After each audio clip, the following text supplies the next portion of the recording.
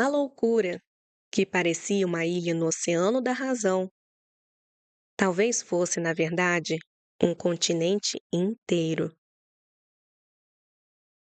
Boa noite. Eu sou a Dani e eu leio histórias para você relaxar. Hoje você vai ouvir o episódio 2 da série O Alienista, adaptação livre da obra de Machado de Assis, disponível em domínio público. Se você gosta de histórias assim, segue o podcast agora. Isso me ajuda a continuar trazendo novos episódios para vocês. Capítulo 3. Deus sabe o que faz. A ilustre dama, ao fim de 2 meses, achou-se a mais desgraçada das mulheres.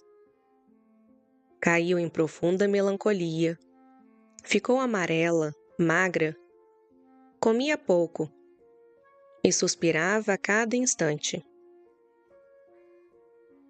Não ousava fazer-lhe nenhuma queixa ou reprovação, porque respeitava nele o marido e senhor. Mas sofria em silêncio e definhava aos poucos. Um dia, ao jantar, como lhe perguntasse o marido o que tinha, respondeu tristemente que nada. Depois, criou um pouco de coragem e chegou a dizer que se considerava tão viúva quanto antes. E acrescentou: quem diria nunca que meia dúzia de lunáticos... Não terminou a frase. Ou melhor, terminou levantando os olhos ao teto. Olhos que eram a sua feição mais marcante. Negros, grandes, cheios de uma luz úmida, como a da aurora. Quanto ao gesto, era o mesmo que fizera no dia em que Simão Bacamarte a pediu em casamento. Não dizem as crônicas se Dona Evarista levantou aquela arma com o perverso intento de matar de uma vez a ciência, ou, ao menos, decepar-lhe as mãos. Mas a hipótese é verossímil. Em todo caso, o alienista não lhe atribuiu intenção. E não se irritou o grande homem, não ficou sequer abalado. O metal de seus olhos não deixou de ser o mesmo metal, duro, liso, eterno. Nem a menor prega veio quebrar a superfície da fronte serena como a água de Botafogo. Talvez um sorriso lhe tenha passado pelos lábios, por entre os quais passou esta palavra suave como o óleo do cântico. Concordo que você vá dar um passeio ao Rio de Janeiro. Dona Evarista sentiu o chão desaparecer sob os pés. Nunca, jamais vira o Rio de Janeiro, que mesmo não passando de uma pálida sombra do que é hoje, ainda assim era muito mais do que Itaguaí. Ver o Rio de Janeiro, para ela, equivalia ao sonho de um hebreu cativo. Agora, principalmente, que o marido se fixara de vez naquela povoação interior, agora que ela perdia as últimas esperanças de respirar os ares da nossa boa cidade. E justamente nesse momento é que ele a convidava a realizar os seus desejos de menina e moça. Dona Evarista não pôde disfarçar o prazer diante de semelhante proposta. Simão Bacamarte tomou-lhe a mão e sorriu. Um sorriso ao mesmo tempo filosófico e conjugal, em que parecia traduzir-se este pensamento: Não há remédio certo para as dores da alma. Esta senhora definha, porque lhe parece que não a amo. Dou-lhe o Rio de Janeiro e ela se consola. E como um homem estudioso que era, tomou nota da observação.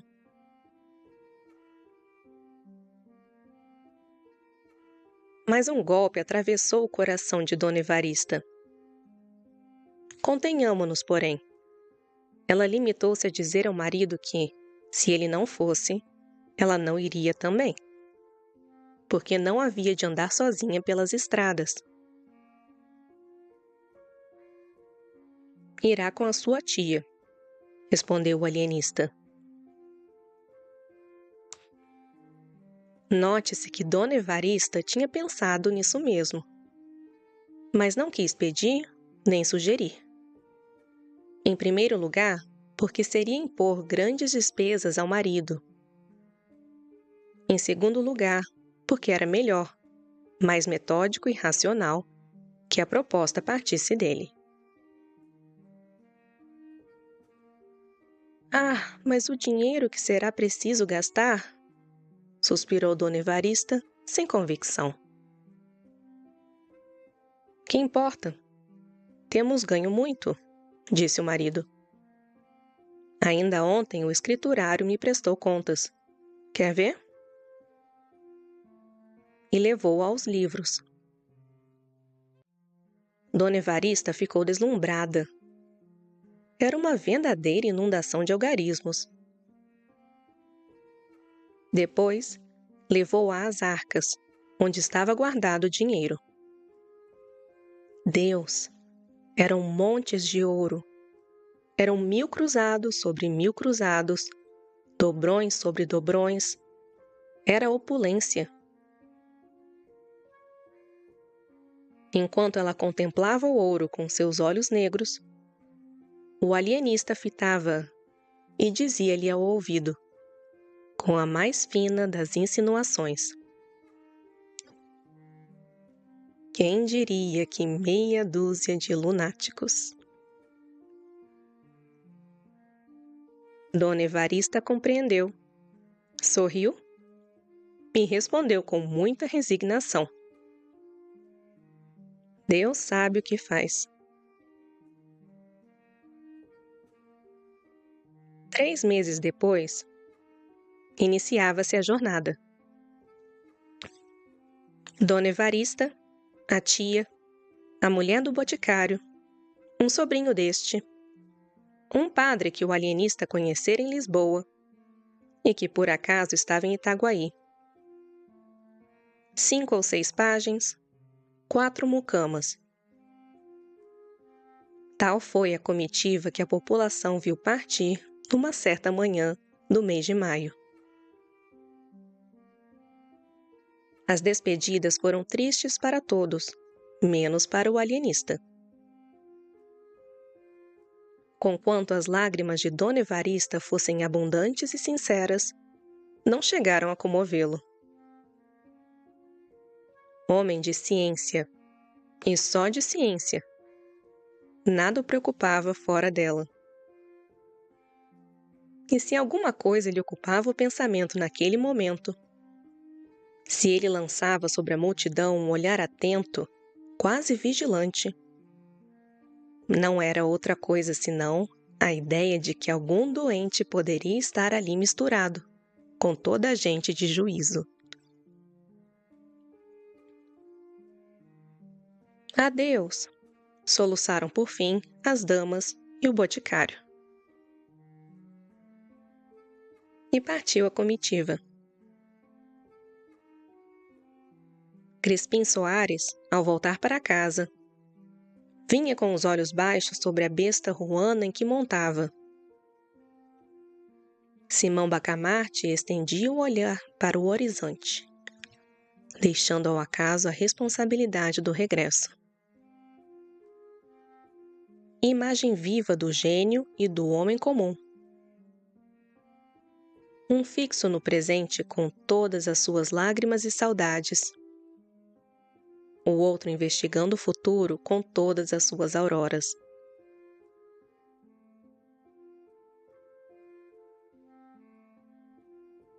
Capítulo 4. Uma teoria nova. Enquanto Dona Evarista, em lágrimas, seguia em direção ao Rio de Janeiro, Simão Bacamarte estudava por todos os lados uma certa ideia ousada e nova, própria a ampliar as bases da psicologia. Todo o tempo que lhe sobrava dos cuidados com a Casa Verde era pouco para andar pelas ruas, de casa em casa, conversando com as pessoas sobre inúmeros assuntos, observando suas falas com um olhar que causava receio até nos mais corajosos. Certa manhã, já haviam passado 3 semanas.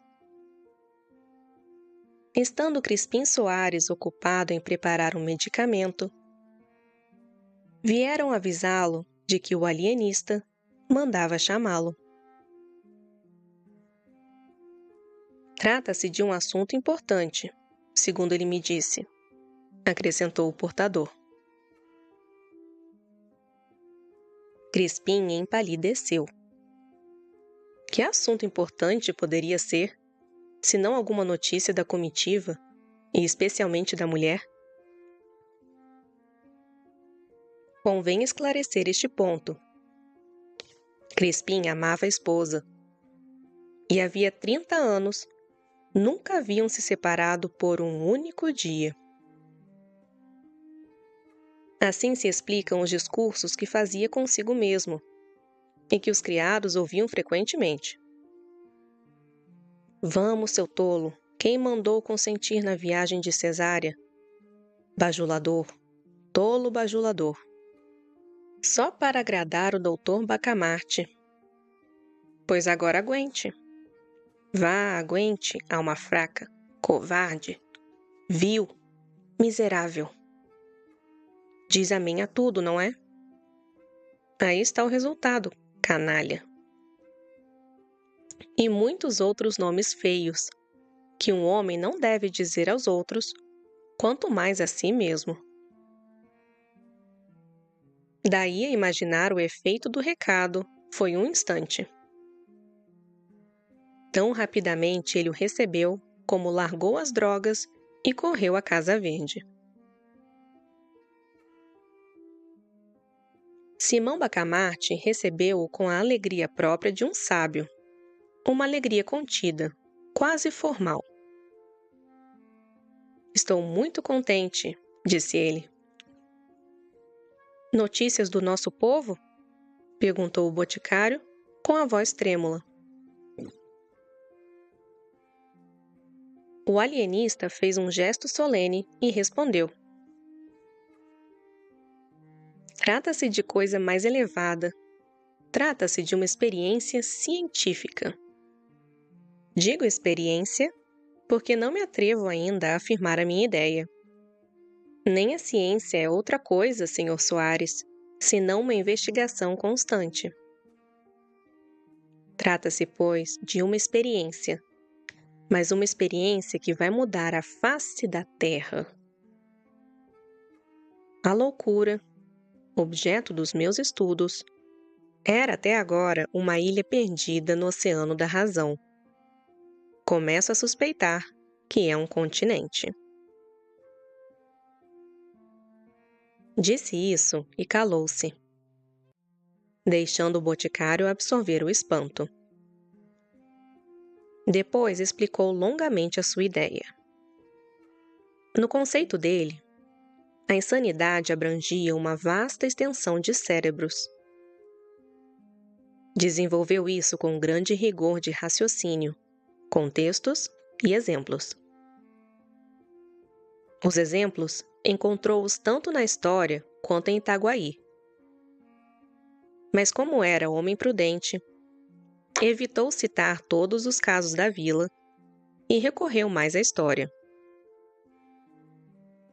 Assim, apontou especialmente alguns personagens célebres, Sócrates, que tinha um demônio familiar. Pascal, que via um abismo à esquerda. Maomé, Caracalla, Domiciano, Calígula, etc. Uma longa lista de casos e pessoas em que se misturavam entidades odiosas e entidades ridículas. E como o boticário se admirasse de tal mistura, o alienista explicou que era tudo a mesma coisa. E ainda acrescentou, em tom categórico: a ferocidade, Sr. Soares, é o grotesco levado a sério. Engraçado, muito engraçado, exclamou Crispim Soares, levantando as mãos ao céu. Quanto à ideia de ampliar o território da loucura, o boticário achou extravagante. Mas a modéstia, principal traço do seu caráter, não lhe permitiu confessar outra coisa além de um nobre entusiasmo. Declarou-a sublime e verdadeira. E acrescentou que era caso de anúncio público. Essa expressão não tem equivalente direto no estilo moderno. Naquele tempo, Itaguaí, como as demais vilas, arraiais e povoações da colônia, não dispunha de imprensa. Tinha dois modos de divulgar uma notícia: ou por meio de cartazes manuscritos e afixados na porta da Câmara e da Matriz, ou por meio da matraca. Eis em que consistia esse segundo método. Contratava-se um homem, por um ou mais dias, para andar pelas ruas do povoado, com uma matraca na mão. E quando a tocava, reunia-se gente, e ele anunciava o que lhe incumbiam: um remédio para infecções, umas terras à venda, um soneto, um donativo eclesiástico, a melhor tesoura da vila, o mais belo discurso do ano, etc. O sistema tinha inconvenientes para a paz pública, mas era mantido pela grande eficiência de divulgação que possuía. Por exemplo, um dos vereadores, justamente aquele que mais se opusera à criação da Casa Verde, desfrutava a reputação de perfeito educador de cobras e macacos. E embora nunca tivesse domesticado nenhum desses bichos, fazia questão de pôr a matraca para funcionar todos os meses. E dizem as crônicas que algumas pessoas afirmavam ter visto cascavéis dançando no peito do vereador. Afirmação perfeitamente falsa, mas sustentada pela confiança absoluta no sistema. Verdade? Verdade. Nem todas as instituições do antigo regime mereciam o desprezo do nosso século.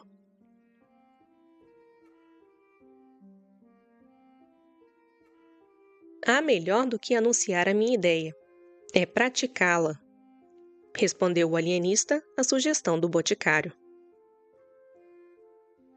E o boticário, não discordando muito desse modo de ver, respondeu que sim, que era melhor começar pela execução. Sempre haverá tempo de recorrer à matraca, concluiu ele. Simão Bacamarte refletiu ainda por um instante e disse: suponho o espírito humano como uma vasta concha. O meu objetivo, Sr. Soares, é ver se posso extrair a pérola, que é a razão.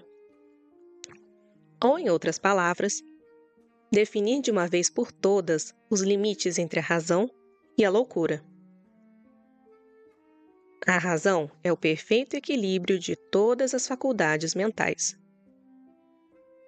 Fora disso, é loucura Loucura e somente loucura.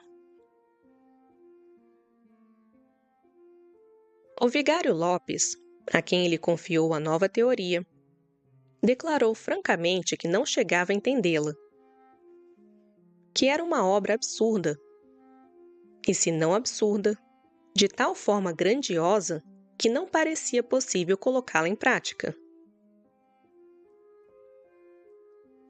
Com a definição atual, que é a de todos os tempos, acrescentou ele, a loucura e a razão estão perfeitamente delimitadas. Sabe-se onde uma termina e onde a outra começa. Para que atravessar a cerca? Sobre o lábio fino e discreto do alienista, passou a sombra leve de um sorriso, em que o desprezo se misturava com paixão. Mas nenhuma palavra saiu de sua boca. A ciência contentou-se em estender a mão à teologia com tal segurança que a teologia não soube, enfim, devia decidir se acreditava em si mesma ou na outra. Itaguaí e o universo estavam à beira de uma revolução.